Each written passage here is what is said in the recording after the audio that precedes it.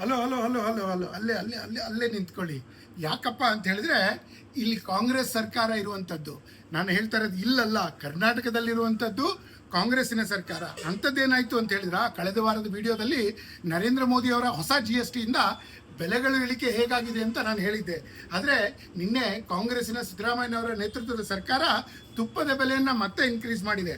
50 ml ತುಪ್ಪ 42ರಿಂದ 47, 100 ml ತುಪ್ಪ 70ರಿಂದ 80, ಅರ್ಧ ಲೀಟ್ರು 305ರಿಂದ 350, 1 ಲೀಟ್ರು 610ರಿಂದ 700. ಅಂದರೆ ಸರಾಸರಿ ತುಪ್ಪದ ಬೆಲೆ 15ರಿಂದ 20% ಇನ್ಕ್ರೀಸ್ ಮಾಡಿದ್ದಾರೆ.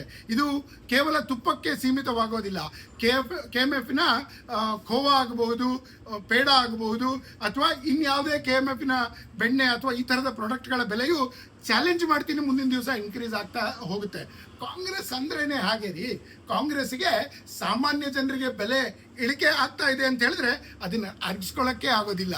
ಒಂದು ರೀತಿಯಲ್ಲಿ ನಾವು CM DCM ಜಗಳದ ಮಧ್ಯೆ ಇಡೀ ರಾಜ್ಯ ಮೀಡಿಯಾ ಬ್ಯುಸಿ ಆಗಿದ್ರೆ, ಸಾಮಾನ್ಯ ಜನರಿಗೆ ತುಪ್ಪವನ್ನು ಬಿಸಿ ತುಪ್ಪ ಮಾಡುವಂಥ ಕೆಲಸ ಈ ಕಾಂಗ್ರೆಸ್ ಸರ್ಕಾರ ಮಾಡಿದೆ.